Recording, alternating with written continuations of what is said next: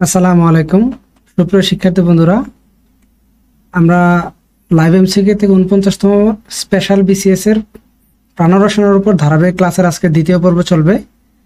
তো আমি আপনাদের সাথে আছি মোস্তফা কামাল। আমি আজকে নতুন করে পরিচয় দেওয়ার প্রয়োজন মনে করছি না।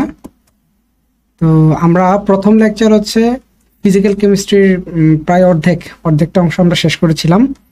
তো আজকে হচ্ছে ফিজিক্যাল কেমিস্ট্রি বাকি পার্টটুকু শেষ করবো সিলেবাস ভিত্তিক। প্রথম দিনের লেকচারটা ছিল অনেকটা হচ্ছে গ্যাস ল এবং হচ্ছে সেই ম্যাথমেটিক্যাল প্রবলেমগুলোর আলোকে। আজকে হচ্ছে মূলত থার্মোডাইনামিক্স এবং হচ্ছে স্পেকট্রোস্কোপি, অ্যাসিড বেস এইসবের উপর একটি লেকচার থাকবে। তো আমি আশা করব তোমরা লেকচারটি মনোযোগ দিয়ে দেখবে এবং হচ্ছে নিজেরা বাসায় প্র্যাকটিস করবে। তো সবার আগে আমরা একটু কমন একটা বিষয় নিয়ে আলোচনা করব। আমার মনে হয় যে বিজ্ঞানে প্রায় যতগুলি শাখা আছে সব জায়গায় এই জিনিসটা পড়ানো হয়, থার্মোডাইনামিক্স। থার্মোডাইনামিক্স হচ্ছে একটা কমন টপিক। এটা মোটামুটি chemistry, physics, biology, even applied science সব জায়গায় এগুলি কাজে লাগে। তো থার্মোডাইনামিক্সের আমাদের সিলেবাসে ফার্স্ট ল এবং সেকেন্ড ল আছে। তো তারপর আমি একটা স্লাইড এখানে দেখাচ্ছি যেখানে থার্মোডাইনামিক্সের 4টা সূত্র একসাথে দেওয়া আছে, একদম জিরোথ ল থেকে শুরু করে থার্ড ল পর্যন্ত। তো আমি যদি জিরোথ লটা হচ্ছে একদম ইজি, যে হচ্ছে যদি দুইটা সিস্টেম আরেকটা সিস্টেমের সাথে ইকুয়াল থাকে তাহলে বলা যায় যে সবগুলি সিস্টেমই ইকুয়াল। ব্যাপারটা হচ্ছে এরকম আর কি, যে এই রুমে হচ্ছে যদি 25°C তাপমাত্রা থাকে, তাহলে এখানে যদি একটা আমি পানির বোতল নিই, তাহলে এই পানির বোতলটা কি হবে, 25°C তাপমাত্রায় পৌঁছে যাবে একটা সময়। আবার যদি এই বোতলের ভিতর আরেকটা বোতল হচ্ছে আমি পানি রাখি, তাহলে তার তাপমাত্রা কি হবে, একটা সময় 25°C থাকবে। তারপর হচ্ছে থার্মোডাইনামিক্সের ফার্স্ট ল, যেটা আমরা হচ্ছে শক্তির নিত্যতা সূত্র নামে অধিক সবাই জানে। সেটা হচ্ছে শক্তির কোনো সৃষ্টি বা ধ্বংস নাই, যা শুধু একটা ফরম্যাট থেকে অন্য একটা ফরম্যাটে চেঞ্জ হয়। তো আমরা এইগুলো নিয়ে অবশ্য দেখবো বিস্তারিত পরে বিভিন্ন ধরনের এক্সাম্পল দিয়ে। আর থার্মোডাইনামিক্সের সেকেন্ড লটা হচ্ছে কি, যে একটা সিস্টেমের এন্ট্রপি আস্তে আস্তে বাড়বে। তো এটা অবশ্য সেকেন্ড লটাকে একজন এক একভাবে এক্সপ্রেস করে। যেমন এটা যদি আমি অন্যভাবে বলতে পারি যে স্পন্টিনিয়াস প্রসেসে এন্ট্রপি আস্তে আস্তে বাড়ে। আবার এভাবে বলা যায় যে একটা স্পন্টিনিয়াস প্রসেসে এফিসিয়েন্সি কখনোই 100% হইতে পারে না, যেটা আমরা যে কার্নো ইঞ্জিনের কনসেপ্ট থেকে যেটা জানি। তবে যেহেতু আমরা সবাই হচ্ছে বায়োকেমিস্ট্রির উপর পরীক্ষা দিব, আমি আশা করি যে এখানে হয়তো বা ইঞ্জিনের উপর চাইতে কেমিক্যাল রিয়াকশনের অ্যাঙ্গেলে হচ্ছে ফর্মুলাগুলো এক্সপ্লেন করার থেকে কোশ্চেন আসতে পারে। আর হচ্ছে যেটা হচ্ছে থার্মোডাইনামিক্সের থার্ড ল নামে পরিচিত, এটা আসলে ফর্মুলা হিসেবে আমাদের টেক্সট বইগুলো অনেক সময় থাকে না। সেটা হচ্ছে অ্যাবসোলিউট জিরো টেম্পারেচারে, মানে হচ্ছে 0 কেলভিনে একটা জিনিসের এন্ট্রপি শূন্য হয়ে যায়, মানে তার যত ধরনের হচ্ছে মলিকুলার মোশন, ভাইব্রেশন এগুলো হচ্ছে স্টপ হয়ে যায়, একটা জায়গায় স্থির হয়ে যায়। তো থার্মোডাইনামিক্সের প্রথম সূত্র আমাদেরকে কি বলছে, যে হচ্ছে শক্তির সৃষ্টি কিংবা ধ্বংস নেই, একটা রূপ থেকে অন্য একটা রূপে কনভার্ট করা যায়। যেমন হচ্ছে আমরা যদি হচ্ছে একটা গাড়ি চিন্তা করি, গাড়িতে হচ্ছে আমরা কি দিই, পেট্রোল দিই বা হচ্ছে অকটেন দিই। তো এই গাড়ির ইঞ্জিন কি করে, এই যে গ্যাসোলিনটা আছে তার মাঝে যে রাসায়নিক শক্তিটা জমা আছে সেটাকে কম্বাসন বা হিট জেনারেট করে এবং হচ্ছে কিছুটা হচ্ছে এনার্জি মেকানিক্যাল এনার্জিতে কনভার্ট হয়। তার মানে কি, আমাদের গাড়িতে এই সকল এই তেলগুলি কি তাদের রাসায়নিক শক্তিকে কিছুটা অংশ ইঞ্জিন কি করতে পারে, যান্ত্রিক শক্তিতে রূপান্তর করতে পারে। আচ্ছা, এইটাই হচ্ছে থার্মোডাইনামিক্সের প্রথম সূত্র, যে এখানে যে রাসায়নিক শক্তিটা তেলের মাঝে আছে সেটা কি হবে, তার ফরম্যাটটা চেঞ্জ করবে। কেমিক্যাল এনার্জি থেকে সে কিছুটা অংশ হচ্ছে যান্ত্রিক শক্তিতে পরিণত হবে, আর বাকি অংশ হচ্ছে সে সিস্টেমের তাপমাত্রা আস্তে আস্তে বাড়াবে। এই কারণে দেখবেন যে গাড়ি যখন চলে ইঞ্জিন কিন্তু তখন গরম হয়ে যায়। আচ্ছা, তো আমরা যদি দেখি যে একটা সিস্টেমের যে টোটাল যে এনার্জিটা থাকে, এনার্জিটা সেটা কি কিছুটা অংশ কাজ করে আর বাকি অংশ হচ্ছে হিট জেনারেট করে। এই কারণেই বিভিন্ন ইঞ্জিন চালানোর সময় বা ইভেন ধরেন আমাদের বাসায় যে ফ্যান আছে, ফ্যান কি করে, যে বৈদ্যুতিক শক্তিকে হচ্ছে যান্ত্রিক শক্তিতে রূপান্তর করে। দেখবেন যে ফ্যানটা চালানোর সময় হচ্ছে কি হয়, এই ফ্যানটা কিন্তু আস্তে আস্তে গরম হয়। ইভেন যদি ফ্যান বেশি পুরন হয়ে যায় তাহলে হচ্ছে এই গরমটা বেশি হয়ে যায় এবং এই ফ্যানগুলো আস্তে আস্তে ঘুরে। ঠিক আছে, এই সবগুলো হচ্ছে আমাদের থার্মোডাইনামিক্সের প্রথম সূত্র। আচ্ছা, এই প্রথম সূত্রটাকে আমরা যদি রাসায়নিক বিক্রিয়ার অ্যাঙ্গেলে যদি আমরা লিখি, আমরা জানি যে একটা রাসায়নিক বিক্রিয়ার যেই তাপ শক্তির কি হয়, পরিবর্তন হয়, আমরা কি বলি এটাকে চেঞ্জ অফ এনথালপি, যেটাকে ডেল্টা এইচ দ্বারা এক্সপ্রেস করা হয়। এই ডেল্টা এইচ এর মানটা কি হিসেবে লিখতে পারি, যে কিছু অংশ হচ্ছে ডেল্টা এইচ কাজ করতে পারবে, আর কিছু অংশ হচ্ছে তাপ শক্তি আকারে সিস্টেমে রিলিজ হবে। আচ্ছা, এই জিনিসটাকে আমরা তাপ শক্তি আকারে যে সিস্টেমে রিলিজ হচ্ছে, আমরা এটাকে বলি যে সিস্টেমের অভ্যন্তরীণ শক্তি সে আস্তে আস্তে বাড়াচ্ছে। তাহলে আমরা যদি এটাকে এভাবে বলি যে আমরা আবার জানি যে সমচাপ একটা প্রক্রিয়া আছে থার্মোডাইনামিক্সে, মানে যে প্রক্রিয়ায় চাপটা সমান থাকে। তাহলে একটা যখন রাসায়নিক বিক্রিয়া হবে, চাপ যদি সমান থাকে এবং গ্যাসের অণু যদি সংখ্যা আস্তে আস্তে বাড়ে, তাহলে কি হবে, তার আয়তন বৃদ্ধি হবে। তো সেক্ষেত্রে আমরা ডাব্লিউ ইকুয়াল টু কি লিখতে পারি, যে সমচাপ আর হচ্ছে আয়তন বৃদ্ধি। তাহলে এই ডেল্টা এইচ এর মানটা এইভাবে লেখা যায়, delta H is equal to change of internal energy plus P delta V. আচ্ছা, তাহলে এই এনথালপির পরিবর্তনটা কি কার কার সমান হচ্ছে, অভ্যন্তরীণ শক্তি এবং হচ্ছে কাজের সমষ্টি সমান হচ্ছে। আচ্ছা, তখন আবার এই এনথালপির একটা নাম দেওয়া যায়, সেটা হচ্ছে QP equal to delta H. এটার মানে কি, দেখে এই প্রসেসটা কিন্তু একটা সমচাপ প্রক্রিয়া সংঘটিত হয়েছে। তার মানে হচ্ছে সমচাপ প্রক্রিয়ায় বিক্রিয়া তাপ, সমচাপ প্রক্রিয়ায় বিক্রিয়া তাপ ইকুয়াল টু কি হবে, তাহলে এটাকে আমরা এভাবে লিখতে পারি যে কিউপি ইজ ইকুয়াল টু কি, ডেল্টা কিউপি ডেল্টা ই প্লাস পি ডেল্টা ভি। তাহলে আমাদের পরীক্ষায় যদি এই থার্মোডাইনামিক্সের প্রথম সূত্র থেকে বিভিন্ন ধরনের এমসিকিউ থাকে, একই সূত্র কি থাকতে পারে, বিভিন্ন রকম ফরম্যাটে থাকতে পারে। সো আমাদেরকে এই ফর্মুলাগুলোকে ফিজিক্সের আলোকে যেমন একটু বেসিক ধারণা রাখতে হবে, পাশাপাশি এই ফর্মুলাগুলোকে কিভাবে কেমিস্ট্রিতে অ্যাপ্লাই করা যায় সেটা নিয়ে আরও বেশি ধারণা রাখতে হবে। তো আমরা হচ্ছে যে পরীক্ষাগুলো নিব হচ্ছে আসলে এই ছোট ক্লাসে হচ্ছে ম্যাথমেটিক্যাল এক্সাম্পল করানোটা খুবই টাফ, এবং আমি বিশ্বাস করি আমরা সবাই হচ্ছে এই ল সম্পর্কিত যে ছোটোখাটো ম্যাথগুলো আমরা সবাই ইন্টারমিডিয়েটে পড়ে আসছি, এবং পাশাপাশি যেহেতু আমরা বায়োকেমিস্ট্রি গ্র্যাজুয়েট, সবাই মোটামুটি কেমিস্ট্রি টিউশন করে অভ্যস্ত বা কেউ শিক্ষা প্রতিষ্ঠানে পড়াচ্ছি। তো সেক্ষেত্রে এই ম্যাথগুলো একটু দেখে যাবেন আপনারা পরীক্ষার হলে যাওয়ার আগে, যাতে করে হচ্ছে একটু কি হয়, প্র্যাকটিসে থাকে আর কি। নির্দিষ্ট সময়ের মাঝে যদি আপনারা কি করতে চান, ফুল অ্যান্সার করতে চান। তারপর আমরা লাইভ এমসিকিউ থেকে যে বিষয়ভিত্তিক পরীক্ষাগুলি নিব, এই ফর্মুলাগুলি দিয়ে হচ্ছে কি থাকবে, ছোট ছোট ম্যাথ থাকবে, আপনারা সেখানেও নির্দিষ্ট সময়ের মাঝে পরীক্ষা দেওয়ার জন্য চেষ্টা করবেন। আচ্ছা, এবার আসি আমরা থার্মোডাইনামিক্সের সেকেন্ড লতে। আচ্ছা, ফার্স্ট লতে আমি যখন এই যে ইঞ্জিনের উদাহরণটা দিয়েছিলাম, যে একটা গাড়ির ইঞ্জিনে যখন পেট্রোল দেওয়া হয়, সে কি করে, যান্ত্রিক শক্তি রূপান্তর করে আর হচ্ছে হিট জেনারেট করে। তার মানে কি, আমরা যতটুকুই কেমিক্যাল এনার্জি তাকে ইনপুট হিসেবে দিব, সে কিন্তু সবটা এনার্জিকে সে কাজে পরিণত করতে পারবে না। এটি হচ্ছে থার্মোডাইনামিক্সের সেকেন্ড ল হিসেবে নামে পরিচিত। মানে হচ্ছে একটা ইঞ্জিন কখনোই তার এফিসিয়েন্সি 100% হইতে পারবে না, ঠিক আছে। তো এখানে কি হয়, থার্মোডাইনামিক্সের সেকেন্ড ল আমাদের বলছে যে হচ্ছে এই যে ইঞ্জিনের এফিসিয়েন্সি, এইটা অবশ্যই লেস দেন কত হবে, 100% হবে।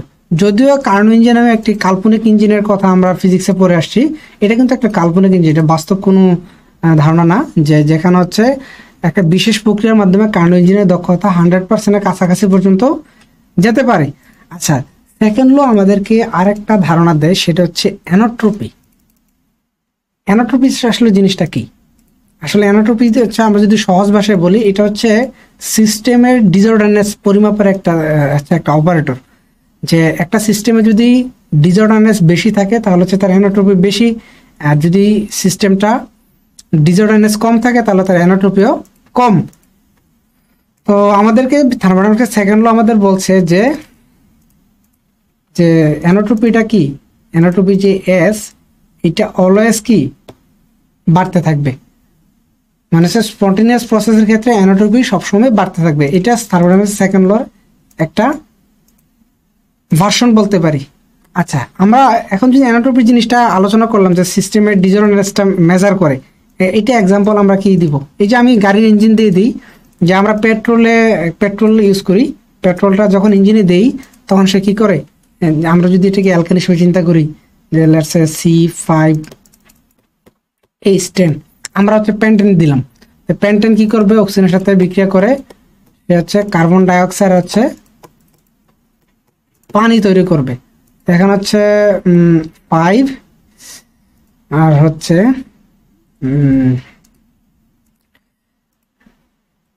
আচ্ছা ঠিক আছে, আমরা যদি একটু দেখি যে আমরা এখানে এই পেট্রোল দিলাম একটা মলিকুল, সে কিন্তু 5টা কার্বন ডাইঅক্সাইড জেনারেট করছে এবং পাশাপাশি কি জেনারেট করছে, স্টিম জেনারেট করছে, তাই না? তো স্টিম জেনারেট করার কারণে এখানে এই উৎপাদের অংশে কি বেড়ে যাচ্ছে, অনুসংখ্যা বেড়ে যাচ্ছে, আর অনুসংখ্যা বাড়ার কারণে অনুসমূহের মধ্যে সংঘর্ষ বিশৃঙ্খলা বেড়ে যাচ্ছে, মানে ওটা হচ্ছে এনাট্রপি বাড়ছে। তার মানে কি, আমরা যে কোনো স্পন্টেনিয়াস প্রসেসে, আচ্ছা গাড়ি তো ইঞ্জিন একবার চালু করে দিলে সে চলতেই থাকে, তাই না? তাহলে এটা একটা স্পন্টেনিয়াস প্রসেস, তাহলে সে স্পন্টেনিয়াস প্রসেসে কি দেখলাম যে এনাট্রপি আস্তে আস্তে বাড়বে। একইভাবে আমরা যদি কি রাখি, একটা পাত্র আছে, কিছু বরফ রাখি, কিছু বরফ রাখলাম, বরফটা কি হয়ে যাবে, আস্তে আস্তে নিজে নিজে গলে যাবে, তাই না? রুম টেম্পারেচার যদি রাখি বরফটা আস্তে আস্তে গলবে। কেন গলবে? কারণ কি, কারণ হচ্ছে বরফটা হচ্ছে যখন শক্ত থাকে, কঠিন অবস্থা থাকে, তখন তার মাঝে এনাট্রপি কম থাকে, আর যদি সে লিকুইড হইতে পারে তাহলে তার মলিকুলার মোশন বাড়বে, আর মলিকুলার মোশন বাড়তে গেলে তার এনাট্রপি বাড়তে হবে। এই কারণে বরফটা কি হচ্ছে যে আমাদেরকে নিজে নিজেই বরফটা গলে। ওকে, এখানে একটা বিষয় আমি একটু আলোচনা করার দরকার মনে করি, যে আমরা সবাই হচ্ছে জানি যে হচ্ছে তাপ উৎপাদী বিক্রিয়া, তাপ হারি বিক্রিয়া, অনেকে এই জিনিসটা হচ্ছে এনাট্রপির সাথে ম্যাচ করতে পারে না, যে তাপ উৎপাদী বিক্রিয়ার ক্ষেত্রে কি হয়, এনথালপির পরিবর্তনটা নেগেটিভ হয়, ঠিক আছে? যেখানে রিয়েক্ট্যান্টের এনার্জি থেকে প্রোডাক্টের এনার্জি কম হয়, সো এক্সট্রা এনার্জিটা ডেল্টা এইচ, যেটা হচ্ছে কি নেগেটিভ হয়। অন্যদিকে তাপ হারি বিক্রিয়ার ক্ষেত্রে রিয়েক্ট্যান্টের এনার্জি লেভেলটা কি হয়, প্রোডাক্টের এনার্জি লেভেল থেকে কম থাকে, ফলে সে এনভায়রনমেন্ট থেকে আরো বেশি এনার্জি সে গ্রহণ করে সে হচ্ছে উপরের দিকে সে কি অবস্থান করলো। তাহলে এই অবস্থায় আমরা দেখলাম যে তাপ উৎপাদী বিক্রিয়ায় এক ধরনের এনথালপি পরিবর্তন হয়, তাপ হারি বিক্রিয়া আরেক ধরনের এনথালপি পরিবর্তন হয়। তো এখন আমরা কি মনে করি যে সকল তাপ উৎপাদী বিক্রিয়ায় মনে হয় হচ্ছে কি বলবো, যে স্বতঃস্ফূর্তভাবে হয়, স্পন্টেনিয়াসলি হয়। আসলে ব্যাপারটা এমন না। যেমন একটু আমি যেটা বললাম যে পেট্রোল যদি আমরা গাড়ির ইঞ্জিনে দিই, সে কি এটা একটা স্পন্টেনিয়াস প্রসেস। তাহলে সে কি হলো, যে পেট্রোল যখন আমরা পেন্টেন উদাহরণ দিয়েছিলাম যে C5H12, সে কি করলো, সে হচ্ছে কার্বন ডাইঅক্সাইড হচ্ছে পানি জেনারেট করলো, পাশাপাশি ডেল্টা এইচ হচ্ছে নেগেটিভ। যেহেতু ডেল্টা এইচ হচ্ছে নেগেটিভ, তার মানে হচ্ছে সে স্পন্টেনিয়াস হবে। তো ব্যাপারটা সবসময় এরকম হয় না যে ডেল্টা এইচ নেগেটিভ হলেই যে বিষয়টা স্পন্টেনিয়াস হবে, ব্যাপারটা এরকম না। আমি এই জিনিসটাকে একটু সহজ উদাহরণ দিব, হচ্ছে বরফের গলার মাধ্যমে। আচ্ছা, বরফ যখন গলে ব্যাপারটা কি, এটা কি তাপ উৎপাদী না তাপ হারি? এটা অবশ্যই হচ্ছে তাপ হারি বিক্রিয়া। মানে বরফ গলতে গেলে অবশ্যই সে পরিবেশ থেকে তাপ গ্রহণ করবে, তাহলে তারপরেও কেন হচ্ছে সে নিজে নিজে গলল? তার মানে কি, কিছু কিছু বিক্রিয়া আমরা দেখব যাদের বিক্রিয়ার এনথালপির পরিবর্তনটা যদি পজিটিভ হয় কিন্তু এনাট্রপি বাড়ে, এনাট্রপি বাড়ার কারণে কি হয়, বিক্রিয়াটা স্পন্টেনিয়াসলি হয়। মানে হচ্ছে বরফ যখন পানিতে পরিণত হয় তখন এটা একটা তাপ হারি প্রক্রিয়া, কিন্তু এনাট্রপি বাড়ার কারণে সে হচ্ছে কি হচ্ছে, সলিড থেকে লিকুইডে কনভার্সনটা অটোমেটিক হচ্ছে, মানে স্পন্টেনিয়াসলি হচ্ছে। এখন একটা বিক্রিয়ার যে এনথালপির পরিবর্তন, এটার সাথে এনাট্রপির আসলে সম্পর্কটা কি, আমরা কখন বুঝবো যে হচ্ছে একটা বিক্রিয়া স্বতঃস্ফূর্ত হবে কি হবে না? সেটা আমরা কি দিয়ে ব্যাখ্যা করতে পারবো না, কখনোই হচ্ছে শুধু এনথালপির পরিবর্তন দিয়ে ব্যাখ্যা করতে পারবো না। কেন পারবো না? মাত্র আমি এক্সাম্পল দিলাম যে এনাট্রপি ডেল্টা ইজ নেগেটিভ হলেও বা পজিটিভ হলে বিক্রিয়া কি স্বতঃস্ফূর্ত হবে এমন কোনো গ্যারান্টি আমাদেরকে দেয় না। তো এই জিনিসটা গ্যারান্টিটা কে দেয়? এটা হচ্ছে আমরা জানতে পারি যে গিবস ফ্রি এনার্জি। এটা হচ্ছে বিজ্ঞানী গিবস হচ্ছে একটা ধারণা দিয়েছেন যে একটা সিস্টেম যখন তার এনথালপির পরিবর্তনটা হয়, মানে সিস্টেমে যখন এনথালপির পরিবর্তন হয় আমরা কি দেখলাম যে সে কিছু অংশ হচ্ছে সে কাজ করে এবং বাকি অংশ কি করে, সে এনাট্রপি বৃদ্ধি করে বা অভ্যন্তরীণ শক্তি বৃদ্ধি করে। এই ডেল্টা, এই যে অভ্যন্তরীণ শক্তি বৃদ্ধি করছে, এটা মানুষের সাথে এনাট্রপি বৃদ্ধি করছে। তো আমরা এটা একটু সাজিয়ে যদি লিখি যে W, delta W equal to কি, delta H minus delta E. তো ডেল্টা এইচ মাইনাস, এই যে এনাট্রপির আবার ফর্মুলা আমরা সবাই জানি যে টি ডেল্টা এস। তাহলে এই ডেল্টা ডাব্লিউটাকে তখন আমরা কি নামে বলছি, যে গিভস ফ্রি এনার্জি। এই জিনিসটা আসলে কি, এটা হচ্ছে কোনো সিস্টেম যখন একটা প্রসেসের মধ্যে দিয়ে যায়, মানে হচ্ছে যখন এটা সহজ কথা একটা রাসায়নিক বিক্রিয়া হয় তখন কি হবে, এনথালপির পরিবর্তন হবে। এখন এই এনথালপির পরিবর্তন কিন্তু সবটা কাজে পরিণত হয় না। তাহলে একটা বিক্রিয়ার যতটুকু অংশ কাজে পরিণত হইতে পারে, মানে আমরা কাজে লাগাইতে পারি, সেটা হচ্ছে গিভস ফ্রি এনার্জি। আমি যদি ইঞ্জিনের উদাহরণ দিয়ে বলি, তাহলে হচ্ছে ওই পেট্রোল যদি ইঞ্জিনে দেই, যতটুকু অংশ হচ্ছে পেট্রোলের যতটুকু এনার্জি হচ্ছে সে কাজে লাগাতে পারে, মানে মেকানিক্যাল এনার্জিতে কনভার্ট করতে পারি, সেটা হচ্ছে ওই পেট্রোলের গিভস ফ্রি এনার্জি। আর বাকি তাপটা কি হবে, এই তাপ শক্তি উৎপন্ন করবে, মানে হচ্ছে সিস্টেমের এনাট্রপি বৃদ্ধি করবে। তো এই যে দেখেন আপনারা হচ্ছে যদি বিক্রিয়া হয় তাহলে অবশ্যই কি হবে, সেখানে অবশ্যই এনথালপির পরিবর্তন হবে। আর এনথালপির পরিবর্তন হলে গিভস ফ্রি এনার্জির কি হবে, পরিবর্তনটা হবে। দেখা যায় আমরা হচ্ছে যদি ডেল্টা জি এর মানটা নেগেটিভ হয়, এর মানে কি, এর মানে হচ্ছে ওই সিস্টেম থেকে এনার্জি বাইরে বের হবে, মানে সিস্টেম এনার্জি উৎপন্ন করছে, তখন হচ্ছে কি হবে, সিস্টেমটা স্পন্টিনিয়াসলি কাজ করবে, মানে বিক্রিয়াটা নিজে নিজে হবে। আর যদি ডেল্টা জি এর মানটা পজিটিভ হয়, মানে হচ্ছে বিক্রিয়াটা কখনোই স্বতঃস্ফূর্ত বা স্পন্টিনিয়াসলি হবে না, তখন এই বিক্রিয়াটা ঘটাতে গেলে আমাদের বাইরে থেকে কি দিতে হবে, শক্তি দিতে হবে।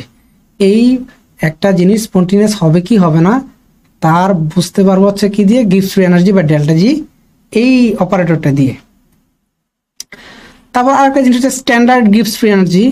সেটা কিছুই না, আসলে একটা বিক্রিয়া যখন হয় তখন তো বিভিন্ন বিক্রিয়কের ঘনমাত্রা তো সেম থাকে না, কিন্তু আমাদেরকে যে স্ট্যান্ডার্ড ফ্রি এনার্জি চেঞ্জ যেটা আছে ডেল্টা জি প্রাইম, এটা আমাদেরকে বলে স্ট্যান্ডার্ড অবস্থায়, মানে যখন হচ্ছে বিক্রিয়া সমূহের ঘনমাত্রা হচ্ছে 1 মোলার হবে, যখন হচ্ছে তাদের হচ্ছে টেম্পারেচার হচ্ছে রুম টেম্পারেচারে থাকবে এবং পিএইচ হচ্ছে 7-এ থাকবে, নিউট্রাল অবস্থায় থাকবে, মানে অন্যান্য যে এনভায়রনমেন্টাল যে ফ্যাক্টরগুলো আছে এবং হচ্ছে এগুলি স্ট্যান্ডার্ড অবস্থায় থাকবে। এই স্ট্যান্ডার্ড অবস্থায় থাকলে একটা বিক্রিয়ার যে গিভস ফ্রি এনার্জি যে পরিবর্তনটা পাওয়া যায় সেটা হচ্ছে স্ট্যান্ডার্ড ফ্রি এনার্জি চেঞ্জ। তাহলে এই স্ট্যান্ডার্ড ফ্রি এনার্জি চেঞ্জকে ডেল্টা জি নট দিয়ে প্রকাশ করা হয়। এটার মানে হচ্ছে কি, তখন যেহেতু ডেল্টা জি নট আমরা ব্যবহার করছি, তখন সেটা এনথালপির পরিবর্তনটা আমাদের কি নিতে হবে, প্রমাণ এনথালপির পরিবর্তন নিতে হবে এবং হচ্ছে প্রমাণ এনাট্রপির পরিবর্তন নিতে হবে। যদি আমরা সবগুলি নেই তখন আমাদের কি পাবো, স্ট্যান্ডার্ড ফ্রি এনার্জি চেঞ্জটা আমরা পাবো। এবং আমরা এটাও জানি হচ্ছে যে আমরা হচ্ছে যে এইচএসসি ফার্স্ট পেপারের 4র্থ অধ্যায়ে আমরা পড়ে আসছি যে ডেল্টা জি নট মানে স্ট্যান্ডার্ড ফ্রি এনার্জি চেঞ্জটা কার সমান হবে, নেগেটিভ আরটি লন ইকিউ। মানে হচ্ছে এই স্ট্যান্ডার্ড ফ্রি এনার্জি চেঞ্জের ভ্যালুটা হচ্ছে সাম্যদ্রব্যকের সমানুপাতিক, মানে সাম্যদ্রব্যকের মান যদি বাড়ে তাহলে ডেল্টা জি নট প্রাইমের মানটাও বাড়বে, সাম্যদ্রব্যকের মান যদি কমে তাহলে ডেল্টা জি নট প্রাইমের মানটাও কমবে। এবং আচ্ছা আরটি লন এগুলো আমরা সবাই জানি, এগুলোতে হচ্ছে আপনারা বাসায় ছোট ছোট ম্যাথ প্র্যাকটিস করবেন এবং হচ্ছে আমাদের পরীক্ষাগুলো হচ্ছে অবশ্যই অংশগ্রহণ করবেন যাতে করে এই ফর্মুলাগুলি প্র্যাকটিস হয়ে যায়। আসলে এখানে যে টপিকগুলো আমরা আলোচনা করছি আমরা সবাই এগুলি হচ্ছে এইচএসসি কিংবা অনার্সের পরে আসছি, নতুন কোনো কিছু নেই। আমি আগের মতো বলছি, যেটা করতে হবে যে এই সময়ের মাঝে আমাদের সামনে যে সময়টা আছে এই সময়ের মাঝে সিলেবাসের সবগুলো টপিক হচ্ছে একটু রিভাইজ দিতে হবে। আর শুধু ফর্মুলা মুখস্থ করলে হবে না, কনসেপ্টটাকে ব্যবহার করে কিভাবে ফর্মুলাটাকে অ্যাপ্লাই করবেন সেগুলো হচ্ছে বেশি বেশি করে প্র্যাকটিস করবেন যাতে করে ক্রিয়েটিভ কোশ্চেন অ্যান্সার দিতে পারেন। পিএসসির বিভিন্ন ধরনের প্রশ্ন আমরা দেখে থাকি যে প্রত্যেক বছর একদম সাধারণ বাংলা থেকে প্রশ্ন আসে, ইংরেজি থেকে প্রশ্ন আসে, আসলে বাংলা গ্রামার বা ইংরেজি বাংলা যে ব্যাকরণটা, হ্যাঁ, বা ইংরেজি গ্রামার, এগুলো তো কখনো চেঞ্জ হয় না, কিন্তু তারপরে তো প্রত্যেক বছর বছর এগুলোতেই প্রশ্ন আসছে। তাহলে ছেলেপেলে কেন ফুল মার্কস পাচ্ছে না? কারণ হচ্ছে তাদের প্রশ্নে ক্রিয়েটিভিটি থাকে। তো আমরা সেই আলোকে বলতে পারি, যদিও নিকট অতীতে বায়োকেমিস্ট্রির উপর স্পেশাল বিসিএস হয়নি, এবারই প্রথম, কিন্তু আমরা আশা রাখতে পারি যে তাদের প্রশ্নগুলো কি হবে, তাদের ক্রিয়েটিভনেসটা তারা বজায় রাখবে। আমরা একটা এক্সাম্পল দিই, যেমন হচ্ছে আপনারা সবাই জানেন যে এটিপি কি করে, যখন হাইড্রোলাইসিস হয়, মানে হচ্ছে এডিপি আর হচ্ছে ইনঅর্গানিক ফসফেট তৈরি করে, তখন কি হয়, শক্তি উৎপন্ন হয়। আর যখনই শক্তি উৎপন্ন হলো, তখন কি স্ট্যান্ডার্ড ফ্রি এনার্জি চেঞ্জের মানটা কি হবে, নেগেটিভ। যেমন প্রতি 1 মোলের জন্য হচ্ছে প্রায় 30 কিলো জুল শক্তি উৎপন্ন হয় এটিপি হাইড্রোলাইসিসের ক্ষেত্রে। এবং সেই আমরা এটাও জানি যে এই এটিপি হাইড্রোলাইসিসের ফলে যেই শক্তিটা উৎপন্ন হয়, এই শক্তি দিয়ে কি হয়, কোষের যাবতীয় কার্যাবলী পরিচালিত হয়। একটা সেল বিভিন্ন ধরনের ফাংশন করে, এই ফাংশন করার জন্য এনার্জিটা কোত্থেকে পায়, এই এটিপি হাইড্রোলাইসিস থেকে পেয়ে থাকে। আচ্ছা, এবার হচ্ছে আমরা আমাদের পরবর্তী টপিক সলিউশনে আলোচনা করব। সলিউশন হচ্ছে বিষয়টা একদম আমাদের মোটামুটি কমন, এগুলো পড়ে আসছে যে স্যাচুরেটেড, আনস্যাচুরেটেড, সুপার স্যাচুরেটেড, এবং হচ্ছে কি হবে। এখানে যদিও টপিকগুলি হচ্ছে সিলেবাস আমাদের নাই, যেমন হচ্ছে সলিবিলিটি প্রোডাক্ট, সলিবিলিটি,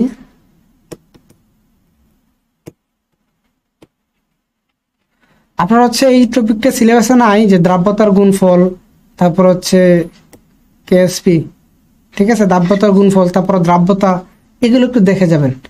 স্পেশালি হচ্ছে যদি ছোট ছোট যে ম্যাথগুলি করা যায়, যে দ্রাব্যতা 60 থেকে আমি টেম্পারেচার 40 নামালাম, যে কতটুকু অধক্ষেপ পড়বে কি পড়বে না, এই ধরনেরগুলো ইন্টারমিডিয়েটে মোটামুটি কমন।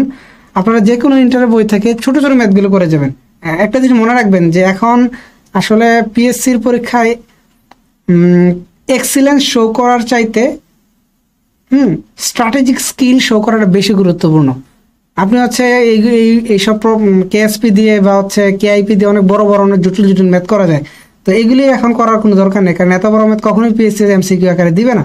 যেটা করতে হবে, যে কনসেপ্ট বেসিসে ছোট ছোট ম্যাথগুলো প্র্যাকটিস করবেন।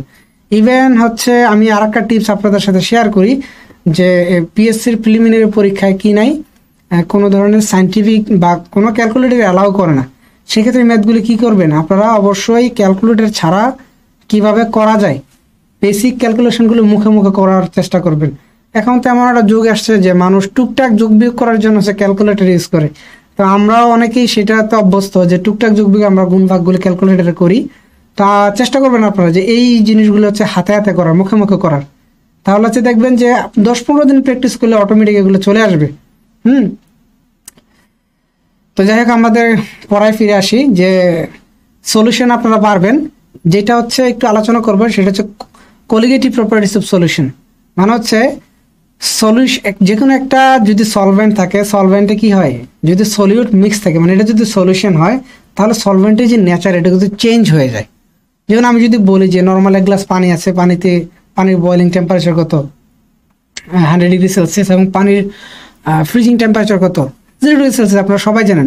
আচ্ছা, আমি যদি এই 1 গ্লাস পানিতে যদি কি দিয়ে দিই, 1 চামচ লবণ দিয়ে দিলাম, খাবার লবণ, তাহলে কিন্তু এই যে আমরা যে সলিউশনের যেই সলভেন্টের যে ক্যারেক্টারিস্টিক প্রপার্টিগুলো আছে, এগুলো কিন্তু সেম থাকবে, চেঞ্জ হয়ে যাবে।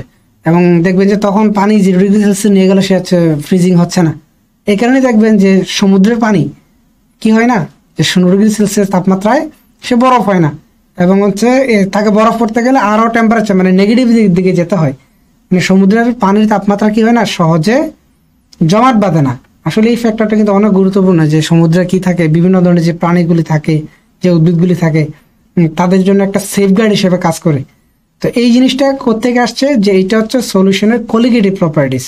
এবং হচ্ছে এই যখনই হচ্ছে আমরা এই সলভেন্টে বিভিন্ন ধরনের সলিড অ্যাড করব, তার বয়লিং পয়েন্ট রেজ হয়ে যাবে, ফ্রিজিং পয়েন্ট হচ্ছে কমে যাবে, এবং হচ্ছে ভেপার প্রেশার কমে যাবে। এবং মোস্ট ইম্পর্টেন্টলি আমাদের যেটা এখান থেকে দেখতে হবে, সেটা হচ্ছে অসমোটিক প্রেশার জেনারেট করে।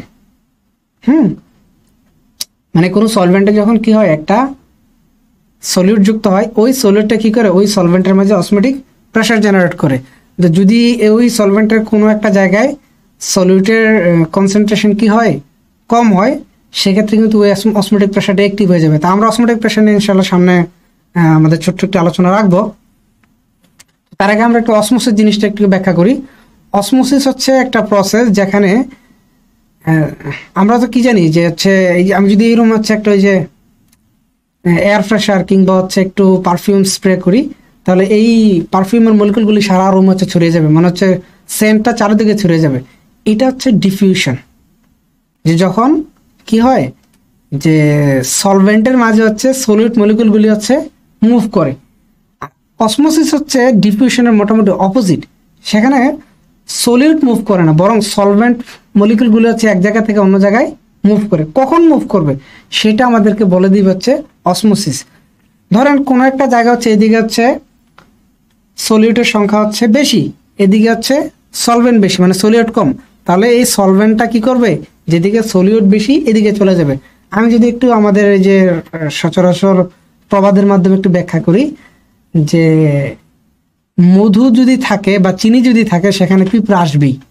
তো কোথাও যদি আমাদের কি থাকে সলিডের কনসেন্ট্রেশন বেশি থাকে, তাহলে ওখানে সলভেন্ট মলিকুলগুলো হচ্ছে আমাদের এখানে চলে আসবে। একটা উদাহরণ যেমন হচ্ছে কিশমিশ।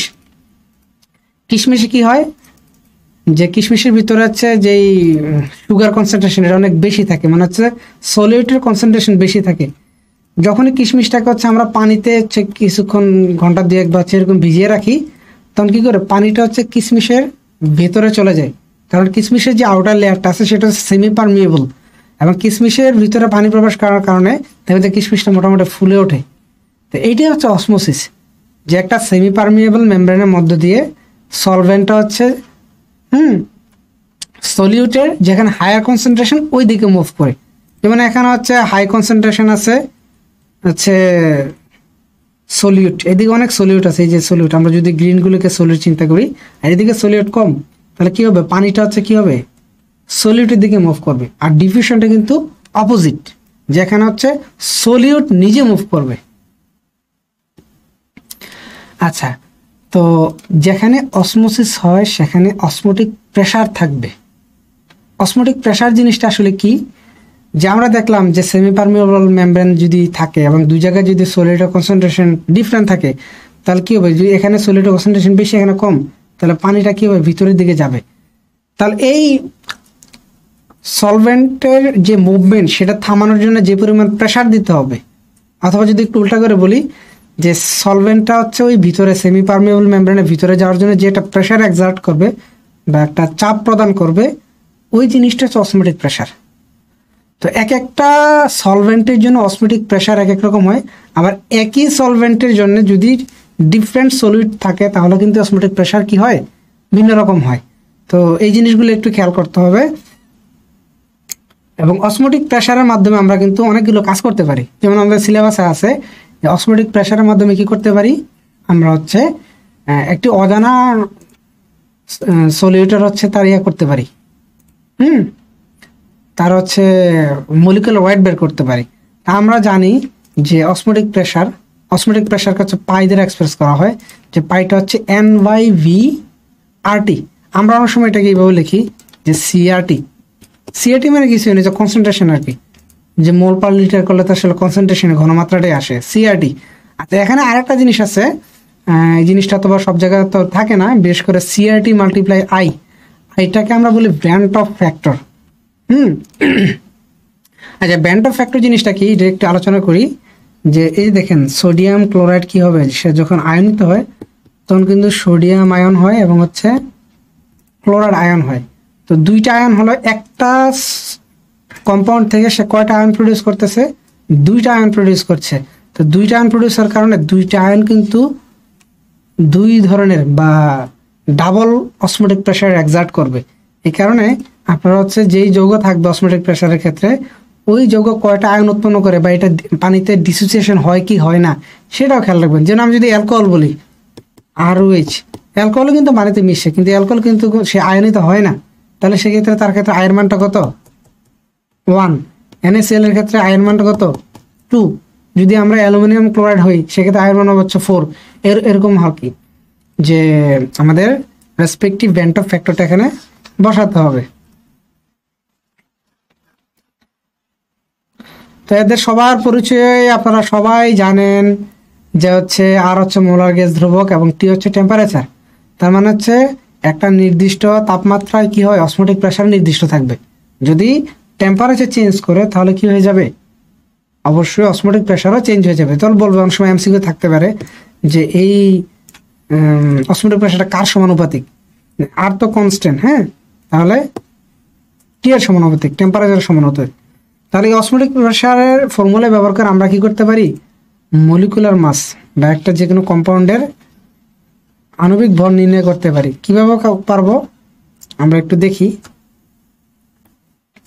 তো একটা এক্সাম্পল দিই, আমরা আছে ধরি আমাদের কাছে 0.5 গ্রাম হচ্ছে একটা আননোন কম্পাউন্ড আছে, এবং সেটা আমরা ধরে নিচ্ছি সে আয়ন প্রডিউস করে না, মানে হচ্ছে সে একটা মলিকুলই থাকে, আয়ের মান হচ্ছে এখানে 1, ঠিক আছে।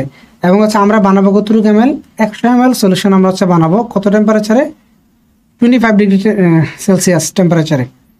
তো এখানে দেওয়া আছে প্রশ্নে যে অসমোটিক প্রেসারের মান হচ্ছে এত, তো আমাদেরকে বলছে যে ওই সলিউশনের কি বের করো, যে সলিউটটা আছে তার মলিকুলার মাস বের করো।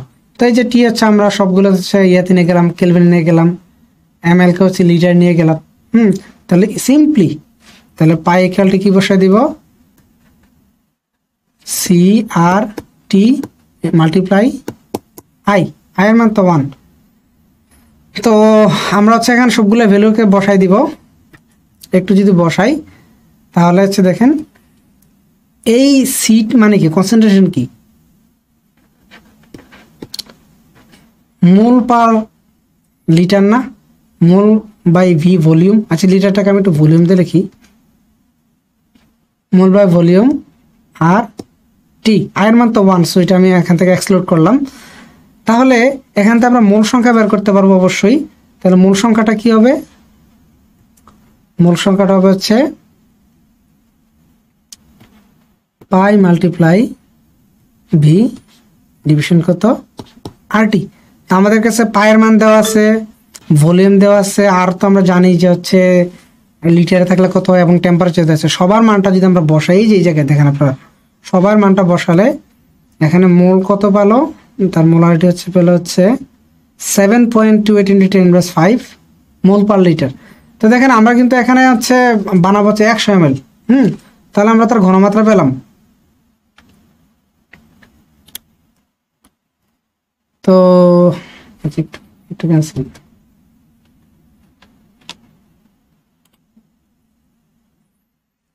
আচ্ছা আচ্ছা আমরা দেখবো হচ্ছে কিভাবে অসমোটিক প্রেসার ব্যবহার করে কি করা যায়, হচ্ছে আননোন সলিউটের মলিকুলার মাস বের করা যায়। সেটাকে এক্সাম্পল দেখি। যে আমাদের কাছে একটা বলা আছে যে আচ্ছা সরি একটু এটা চেঞ্জ হয়ে গেল। তো 0.5 গ্রাম হচ্ছে সলিউট আছে, যেটাতে আমরা হচ্ছে 100 ml সলিউশন বানাবো, এবং হচ্ছে অসমোটিক প্রেসারের মানটা দেওয়া আছে।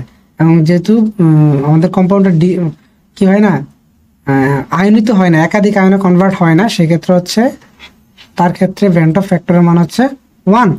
তো আমরা দেখবো যে এই ভ্যালুগুলো ইউজ করে কিভাবে হচ্ছে কি করা যায়, অসমোটিক প্রেসার বের করা যায়।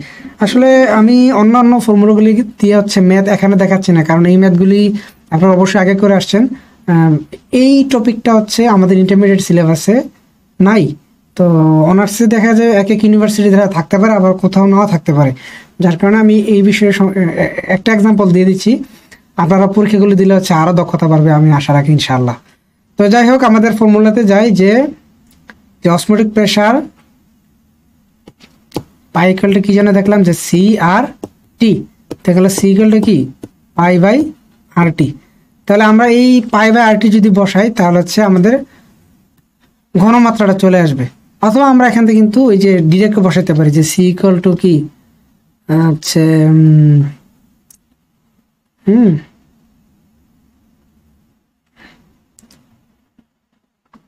WM আর টি।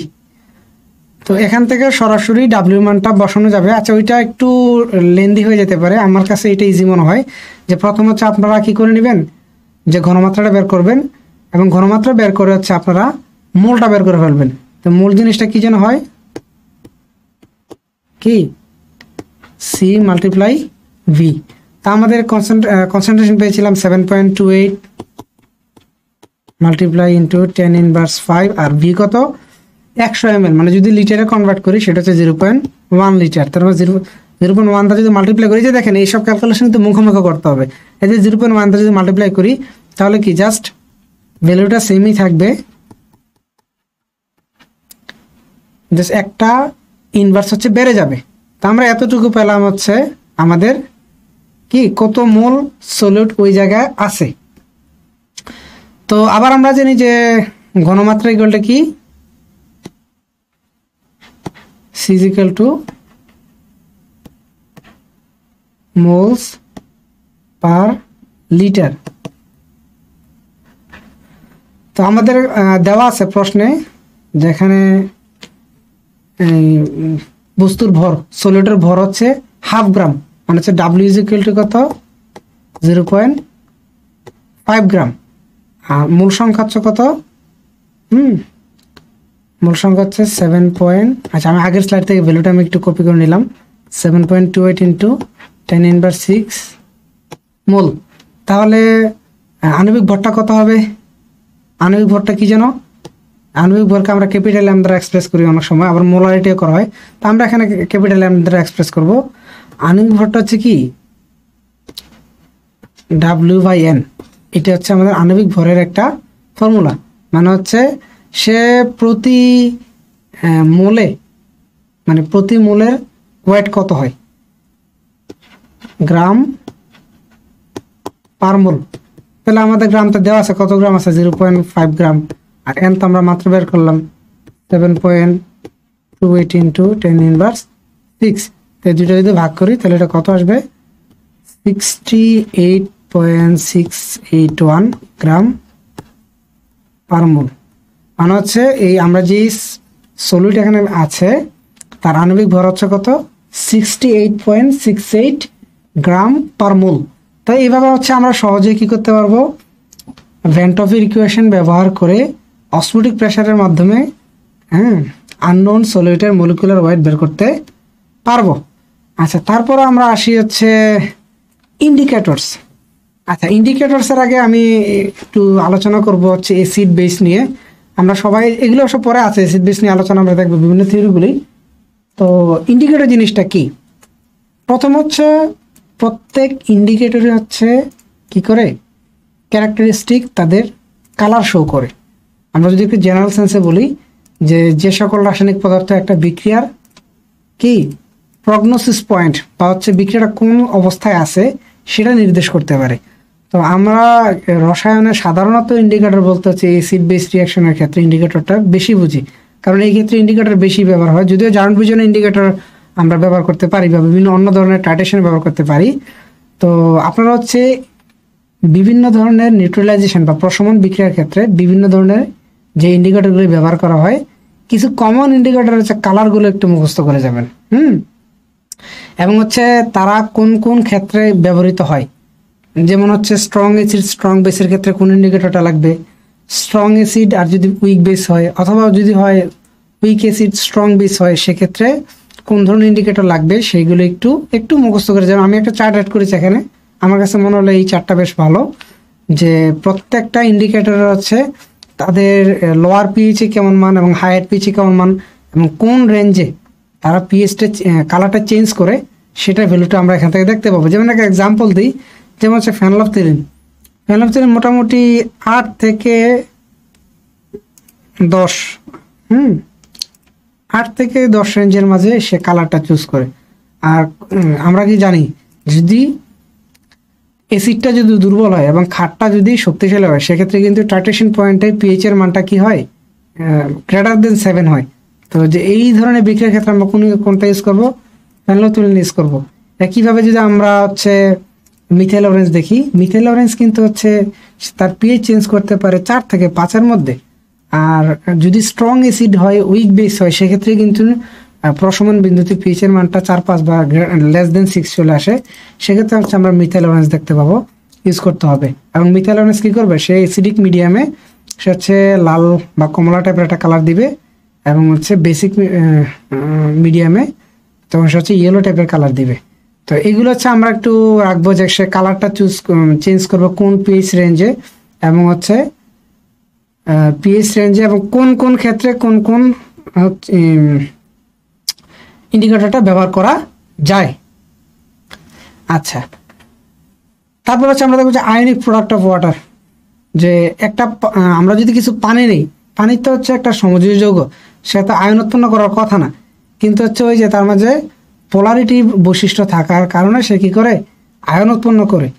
তো একটা নির্দিষ্ট তাপমাত্রায় পানি যতটুকু পরিমাণে আয়নিত হয় সেটা হচ্ছে কি পানির আয়নিক গুণফল। আমরা জানি পানি যদি ভাঙে, পানি কিভাবে ভাঙে, H2 H plus OH minus, সেক্ষেত্রে কেসির মান হবে এরকম, প্রোডাক্ট বাই রিয়াক্টেন্ট। তো কেসিকে আমরা যদি পানির মোলার ঘনমাত্রা দিয়ে গুণ করি তখন যে ধ্রুবকটা পাই, কারণ আমরা জানি যে কেসিও ধ্রুবক আর হচ্ছে পানির নির্দিষ্ট তাপমাত্রা পানির মোলার ঘনমাত্রা ধ্রুবক, তাহলে দুইটা ধ্রুবকের গুণফল তো একটা ধ্রুবকই হবে। তাহলে এটা আমরা বলি কেডাব্লিউ দিয়ে এক্সপ্রেস করি। তাহলে কেডাব্লিউ হচ্ছে কি পানির উপস্থিত যে আয়নগুলি আছে, মানে হচ্ছে প্রোটন এবং হচ্ছে হাইড্রোক্সাইড আয়নের যে গুণফল, এই দুইটা গুণফলকে আমরা কি বলবো, আয়নিক গুণফল বলবো। এবং আমরা জানি যে হচ্ছে 25 ডিগ্রি সেলসিয়াসে কেডাব্লিউ মানটা হচ্ছে কত, 1 × 10⁻14। তো আধুনিক পদ্ধতিতে কিন্তু কেসি, কেডাব্লিউ, কে এগুলোর কিন্তু কোনো একক নেই। আমাদের পুরাতন বইগুলোতে হচ্ছে কেসি, কে, কেডাব্লিউ একক দেওয়া ছিল, এখন আধুনিক পদ্ধতিতে এগুলোর একক ব্যবহৃত হয় না, এই জিনিসটা একটু খেয়াল রাখবো। তো আমরা যেহেতু কেডাব্লিউ আমরা বুঝেছি, একইভাবে আমরা কে এবং কেও জানি, কেবিও জানি, যে কে হচ্ছে একটা অ্যাসিড কতটুকু আয়নিত হতে পারে তার একটা পরিমাপ করার উপায়। একইভাবে কেবি হচ্ছে একটা ক্ষার কতটুকু আয়নিত হয় তার হচ্ছে একটা পরিমাপ। তো আমরা যদি দেখলাম যে কে যদি বেশি হয়, তার মানে কি কে এর মান কখন বেশি হবে, যদি আয়ন সময়ের মান বেশি হয় তাহলে কিন্তু তাদের গুণফল বেশি হবে। তার মানে কে এর মান যদি বাড়ে একটা অ্যাসিডের ঘনমাত্রা আস্তে আস্তে বাড়বে। একইভাবে কেবির মান যদি বাড়ে ওই ক্ষারটা আয়নিত হওয়ার হারটা বেশি হবে, মানে বেশি আয়নিত হবে, তার মানে সে শক্তিশালী ক্ষার হবে। এবং এভাবেই দেখবেন যে দুর্বল অ্যাসিড বা দুর্বল ক্ষারের ক্ষেত্রে দেখবেন যে কে এবং কেবির মানটা কিন্তু খুব কম হয়। যেমন অ্যাসিডিক অ্যাসিডের ক্ষেত্রে সম্ভবত 1.8 × 10⁻5 কে এর মানটা অনেক কম, কারণ কি সে হচ্ছে তার আয়নিত হওয়ার মাত্রাটা হচ্ছে কম। তো সেক্ষেত্রে আমরা আরেকটা ফর্মুলা ডিরাইভ করা যায়, এটা বইয়ে আছে, আপনারা একটু দেখে নেবেন। কে এ এবং কেবিকে গুণ করলে কার মানটা ফিরে আসে, কেডাব্লিউ, মানে হচ্ছে একটা অ্যাসিড এবং তার অনুবন্ধে ক্ষারের যে কেবি, দুইটাকে গুণ করলে হচ্ছে পানির আয়নিক গুণফলটা ফিরে আসে। তো যদি আমরা একটা জায়গায় হচ্ছে স্ট্রং অ্যাসিড ব্যবহার করি, তো একটা পাত্রে আমরা কি ইউজ করলাম, হাইড্রোক্লোরিক অ্যাসিড ইউজ করলাম। আচ্ছা, হাইড্রোক্লোরিক অ্যাসিড কিন্তু একটা স্ট্রং অ্যাসিড হওয়ার কারণে যতটুকু অ্যাসিড দেবে সে মোটামুটি সে সবটাই আয়নিত হয়ে যাবে। কিন্তু আমরা যদি এই জায়গায় হচ্ছে একটা দুর্বল অ্যাসিড ইউজ করি, যে ইথানোয়িক অ্যাসিড বা অ্যাসিটিক অ্যাসিড, আমরা যদি তার ঘনমাত্রা 0.2 মোলার দেই, সে কিন্তু 0.2 মোলার আয়নিত হবে না। মানে HCl হচ্ছে যতটুকু HCl দিব সে ততটা H প্লাস এবং সে ততটা Cl করে ফেলবে। কিন্তু অ্যাসিডিক অ্যাসিড কিন্তু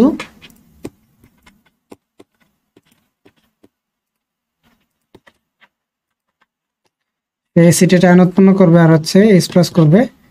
এটা কিন্তু যদি আমি এখানে দিলাম হচ্ছে 0.2 মোলার, এখানে আমি 0.2 মোলার দিলেও কিন্তু আয়ন কিন্তু 0.2 মোলার করে পাবো না, কারণ সে কি একটি দুর্বল অ্যাসিড। এই দুর্বল অ্যাসিড কি হয়, অসওয়াল্ডের লৌহ গরম সূত্র মেনে আয়নিত হয়। আমরা এই দুর্বল অ্যাসিডের ক্ষেত্রে কে নির্ণয় করার জন্য কোনটা ইউজ করি, কে = α² C/1 - আলফা। আর যদি আলফার মানটা খুবই ছোট হয়, যে তার আয়নিত হওয়ার মাত্রাটা একদম নগণ্য, সেক্ষেত্রে কিন্তু 1 - আলফাকে আমরা কি ধরতে পারি, 1 ধরতে পারি। সেক্ষেত্রে কে = কি দাঁড়ালো, α² C। আর এই আলফাটা হচ্ছে কি একটা অ্যাসিড আয়নিত হওয়ার বিয়োজন মাত্রা। তার মানে কি আমরা কোনো একটি অ্যাসিডের বিয়োজন মাত্রা যদি জানি দুর্বল অ্যাসিডের, তখনই কিন্তু কি করতে পারবো, তার আয়নিত কতটুকু হবে সেটা বের করতে পারবো।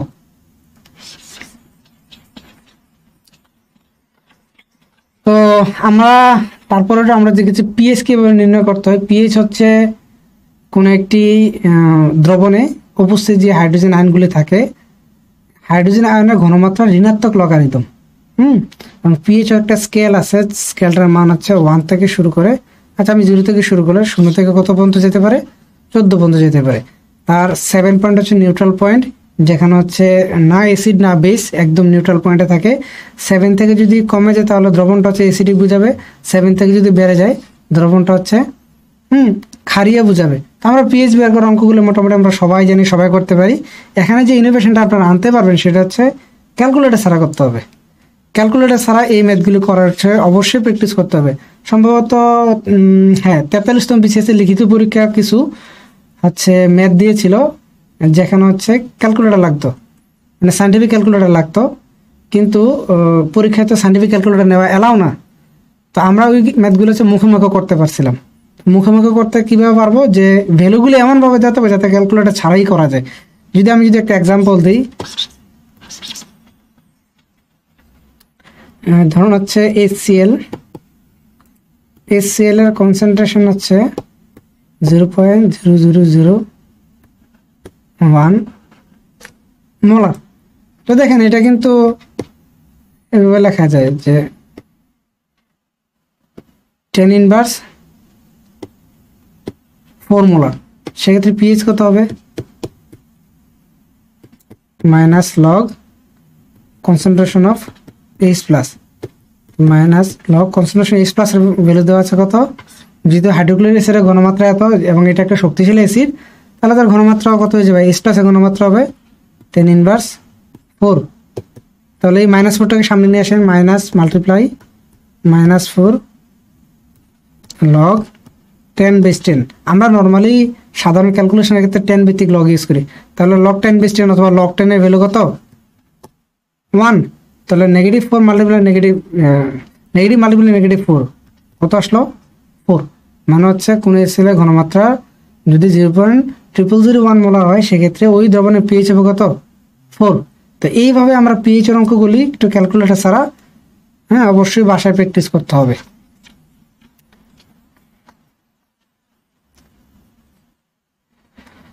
এবং আমরা এটাও জানি যে একটা নির্দিষ্ট সলিউশনের ক্ষেত্রে, যেমন HCl এর সলিউশনের ক্ষেত্রে যে পিএইচ এবং পিওএইচ দুইটার সমষ্টি কত হবে, 14 হবে।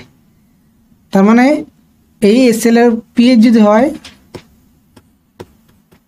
4, তাহলে পিওএইচ কত হবে, 10।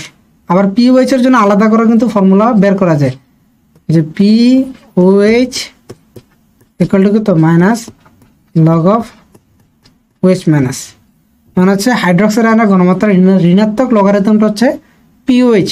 এবং একটা নির্দিষ্ট সলিউশনের জন্য পিএইচ এবং পিওএইচ এর দুইটার মান সমান। আমরা এটাও সবাই জানে যে অনেক সময় দেওয়া থাকবে হচ্ছে অ্যাসিডের ঘনমাত্রা দেওয়া আছে, কিন্তু যা আপনার কাছে জানতে চাইবে হচ্ছে পিওএইচ। তা আপনি প্রথমে পিএইচ বের করবেন এবং পিএইচকে 14 থেকে যদি আমরা এটাকে বাদ দিই, তখন আমরা কি পেয়ে যাব, পিওএইচ পেয়ে যাব।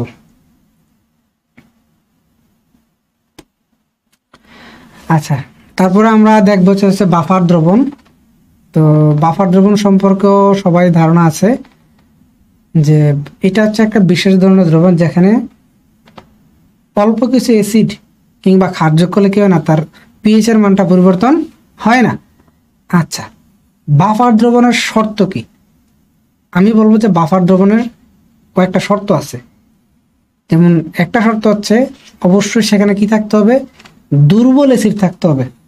তো বাফার দুই ধরনের, আমরা এটা জানি যে বাফার হচ্ছে কি হয়, অ্যাসিডিক বাফার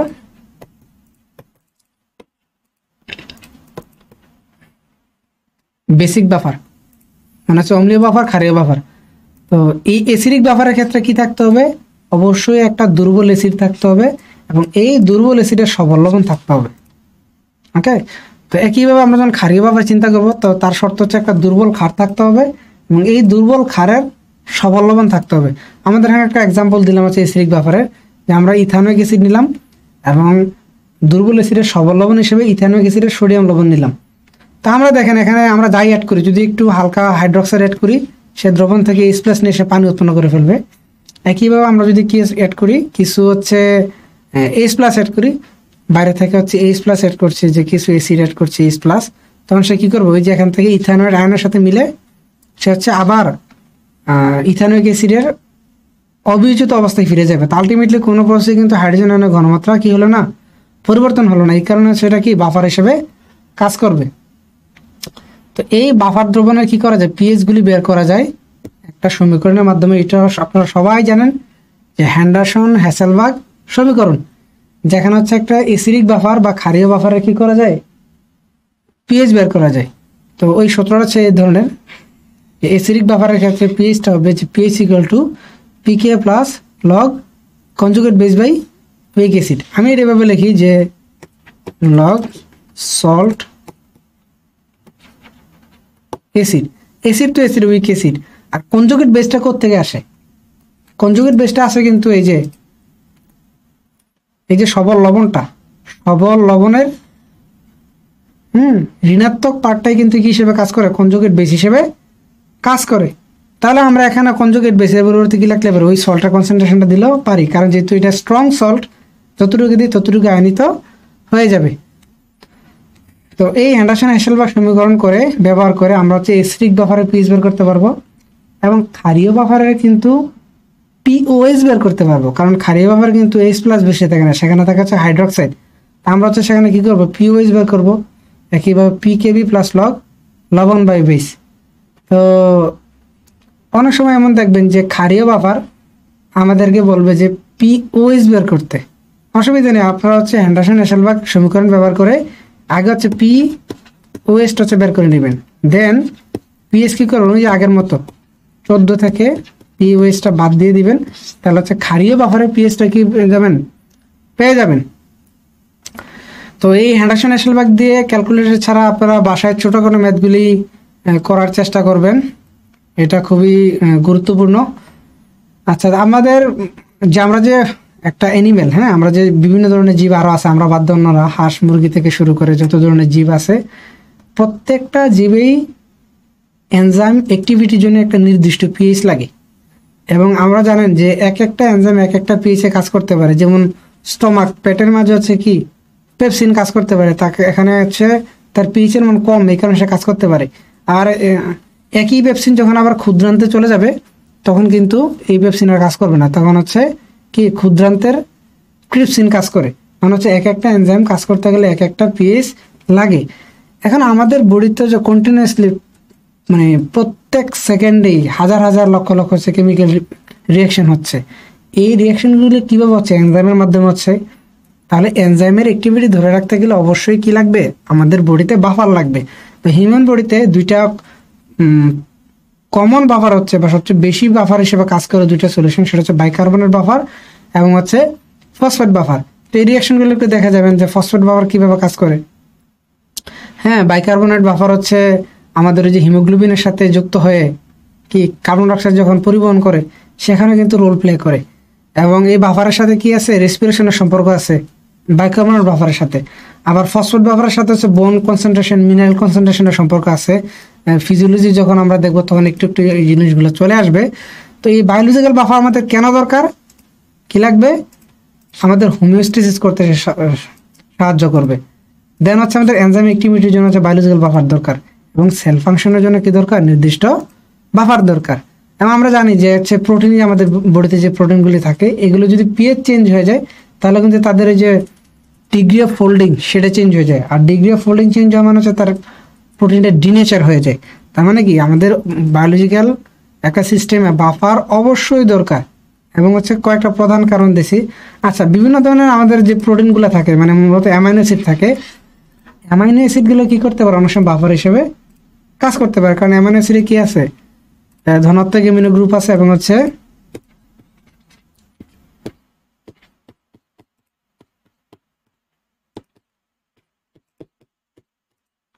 এটা হচ্ছে একটা অ্যামিনো অ্যাসিডের কমন স্ট্রাকচার, যেখানে ঋণাত্মক কার্বক্সিলিক অ্যাসিড মূলক আছে এবং হচ্ছে ধনাত্মক অ্যামিন মূলক আছে। তাহলে তারাও কিন্তু যে অ্যাসিড বেসের ক্ষেত্রে কাজ করে বাফার হিসেবে কাজ করতে পারবে। আচ্ছা, বাফারিং ক্যাপাসিটিটা আসলে কি, যে বাফারিং ক্যাপাসিটি আমি যদি সহজ করে বলি যে একটা বাফার দ্রবণ সে কতটুকু অ্যাসিড বা ক্ষার যুক্ত করার পর পিএইচ চেঞ্জটাকে প্রতিহত করতে পারে, ঠিক আছে না? যে আমরা সমাজে অনেক সময় দেখি অনেক মানুষ কি থাকে, একটু ঘাটতেরা থাকে, তাকে যদি একটু ভালো পরামর্শ দেন দেখবেন যে সে হচ্ছে কথা শুনে না, সে তার মতোই থাকে। তো যদি সে এরকম ঘাটতামে বেশি করে আমরা বলি যে লোকটা একটু বেশি ঘাটতেরা, তো বাফারের ক্ষেত্রে আমরা এই কনসেপ্ট ইউজ করতে পারি যে বাফারিং ক্যাপাসিটি বেশি মানে হচ্ছে সে অধিক সংখ্যক অ্যাসিড ঢাললেও বা অধিক সংখ্যক ক্ষার ঢাললেও সে কি করতে পারে, তার পিএইচটাকে কনস্ট্যান্ট পজিশনে ধরে রাখতে পারে, মানে সে তার পিএইচ এর ধরে রাখার জন্য ঘাটতেরা আর কি। তো একইভাবে বাফারিং ক্যাপাসিটি কম মানে হচ্ছে সে অল্প অ্যাসিড বা অল্প ক্ষার দিলে কি হয়ে যায়, তার বাফার সিস্টেমের যে নির্দিষ্ট পিএইচ সেটা চেঞ্জ হয়ে যাবে। তো এটার কিছু শর্ত আছে, শর্তটা যদিও আমি হ্যান্ডারসন-হেসেলবার্গ সমীকরণে দেখাইনি কারণ আমাদের এখানে সময় স্বল্পতা আছে, তারপর আমি একটু আলোচনা করছি যে পিএইচ ইকুয়াল টু কি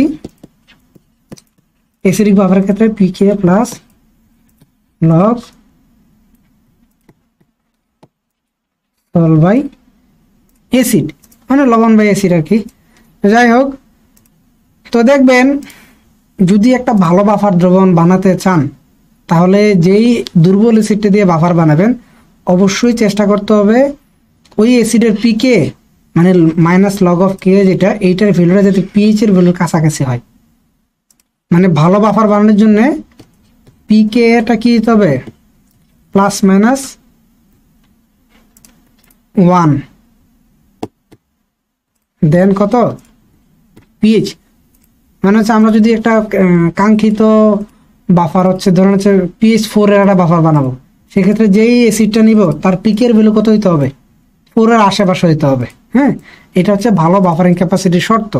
একইভাবে আমরা শুধু এই যে নিলেই হবে না, শুধু নির্দিষ্ট কাঙ্ক্ষিত এই আমাদের সঠিক পিকে বিশিষ্ট অ্যাসিড নিলে হবে না, অ্যাসিডের সাথে ওই কনজুগেট বেসের যে হচ্ছে তার ভ্যালুটা এটা কিন্তু আমাদেরকে দেখতে হবে। তো ধরুন হচ্ছে পিএইচ আমরা বানাবো হচ্ছে 5, তো পিকে নিব হচ্ছে 5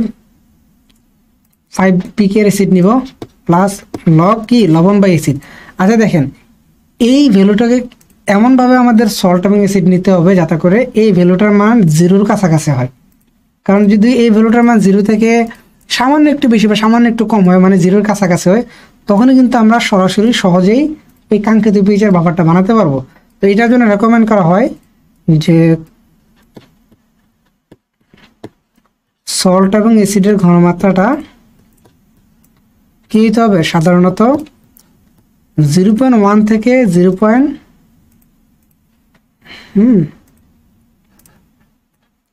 আচ্ছা 0.1 থেকে 10, মানে তাদের অনুপাতটা 0.1 থেকে 10 গুণ পর্যন্ত হচ্ছে কাছাকাছি রাখবেন, তাহলে এটার ভ্যালুটা এই মানে পুরাই যে লবণ বা অ্যাসিডের ভ্যালুটা হচ্ছে প্লাস মাইনাস 1 এর মধ্যে চলে আসবে। তাহলে বাফারিং ক্যাপাসিটি আমরা বুঝলাম এবং কিভাবে ভালো বাফার বানানো যায় সেটার জন্য পিকে এর গুরুত্বটা কি সেটাও বুঝলাম। আচ্ছা, তারপর আমরা দেখবো হচ্ছে বিয়ার-ল্যাম্বার্ট ল।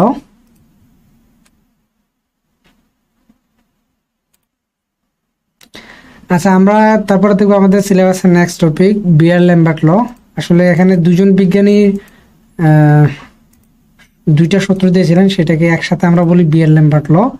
এই জিনিসটা হচ্ছে একটা জিনিসের সলিউশন যখন বানানো হয় ওই সলিউশনের যে অ্যাবজর্পশন, আমরা জানি যে প্রত্যেকটা সলিউশন তার ক্যারেক্টারিস্টিক ওয়েভলেন্থে কি করে লাইট এনার্জি সে অ্যাবজর্ব করে, এই অ্যাবজর্পশনটা মেজার করার জন্য হচ্ছে বিয়ার-ল্যাম্বার্ট ল আমাদেরকে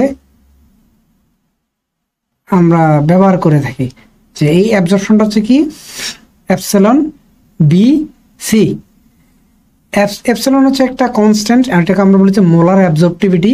মনে হচ্ছে যে কোনো সলিউশনের একটা যে ক্যারেক্টারিস্টিক যেই অ্যাবজর্বেন্স থাকে আর কি, ওইটা হচ্ছে তার মোলার অ্যাবজর্পটিভিটি, এটা একটা কনস্ট্যান্ট। হ্যাঁ, একটা নির্দিষ্ট সলিউশনের জন্য এপসিলন অবশ্যই কনস্ট্যান্ট। আর বি হচ্ছে লাইট লেন্থ, সি হচ্ছে তার কনসেন্ট্রেশন। মনে হচ্ছে আমরা যদি একটা এক্সাম্পল দিই যে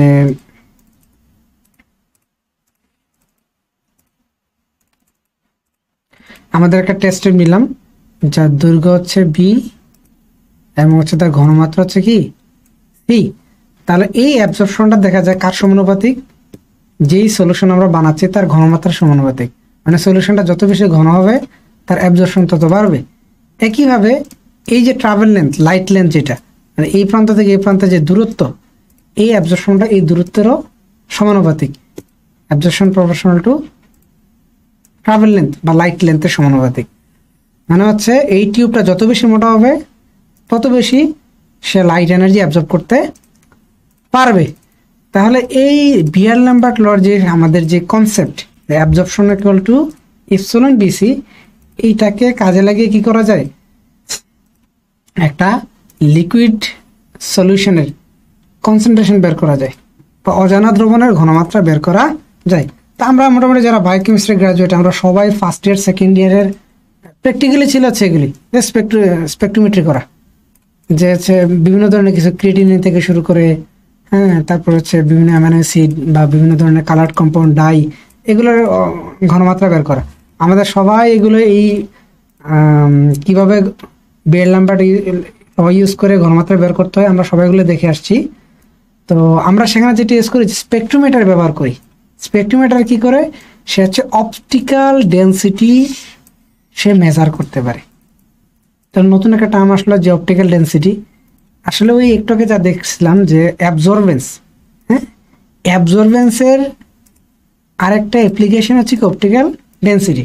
মানে হচ্ছে একটা সলিউশন যত বেশি লাইট এনার্জি অ্যাবজর্ব করবে তার অ্যাবজর্বেন্স যত বেশি হবে তার অপটিক্যাল ডেন্সিটি তত বেশি থাকবে। একইভাবে তার অ্যাবজর্পশন যত কম হবে তার অপটিক্যাল ডেন্সিটি কী হবে, তত কম হবে। আসলে আপনারা কিন্তু আবার এই অপটিক্যাল ডেন্সিটিকে রিয়েল লাইফ ডেন্সিটির সাথে কখনোই মার্চ করবেন না, দুটো আলাদা জিনিস।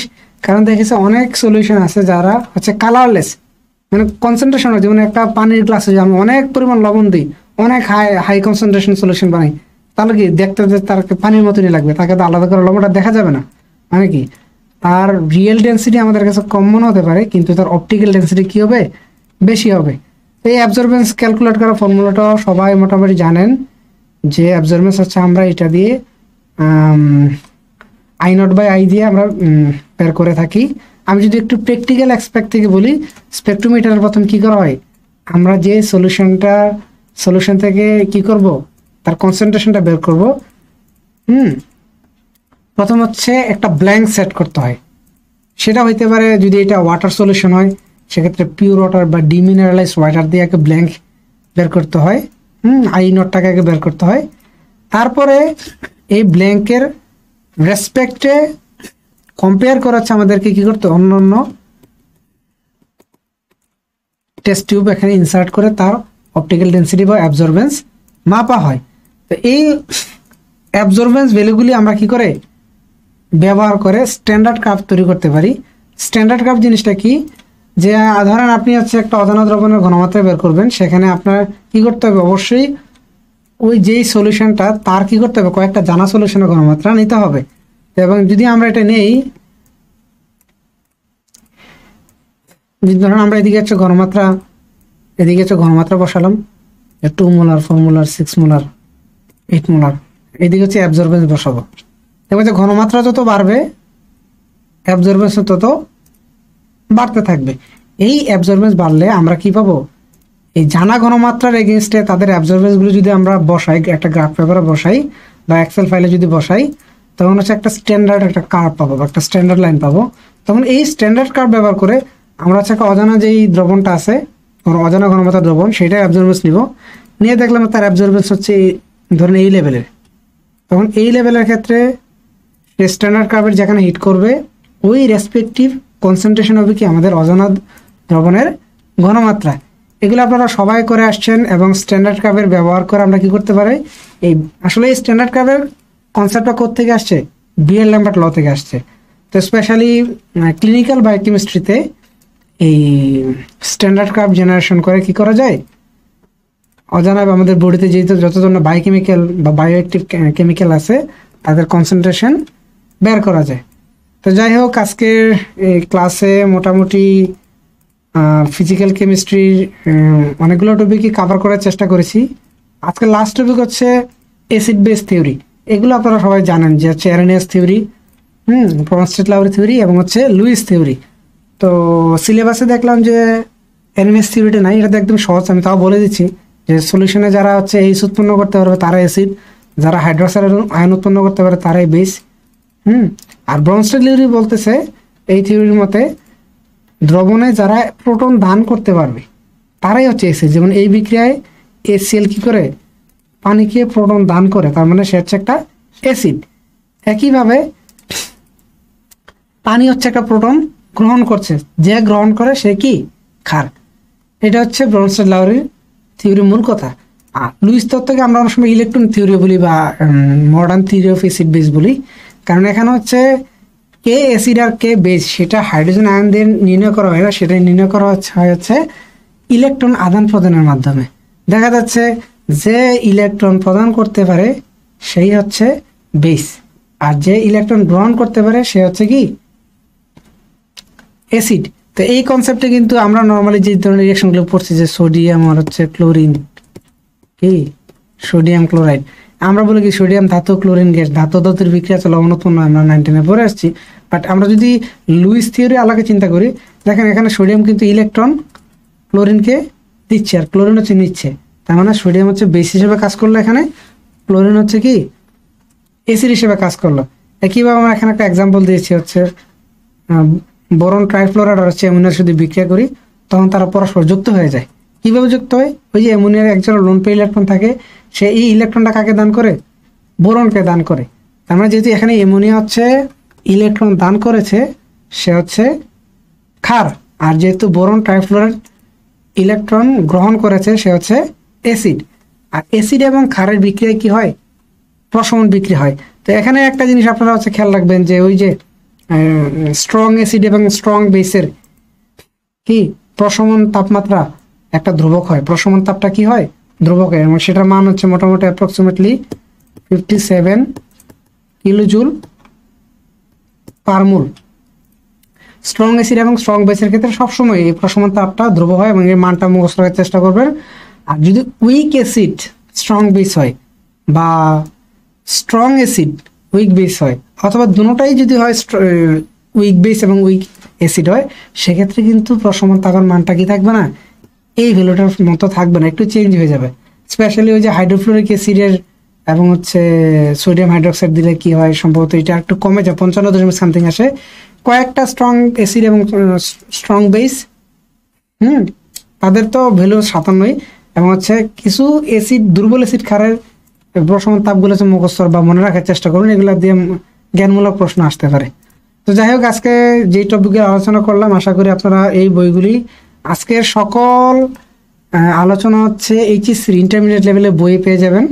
আর কিছু কিছু টপিক হচ্ছে ইন্টারমিডিয়েটের বাইরে আছে, যেমন হচ্ছে এই যে অসমোটিক প্রেশার দিয়ে মলিকুলার ওয়েট ক্যালকুলেশন, এগুলো হচ্ছে আপনারা যে রেমন্ড চ্যাং এর ফিজিক্যাল কেমিস্ট্রি যে বইটা আছে এটা থেকে দেখতে পারেন। অথবা যদি এখন একটা টপিকের জন্য বই না ঘেটে ভালো হয় হচ্ছে আপনারা অনলাইন বেসিসে একটু পড়াশোনা করতে পারেন।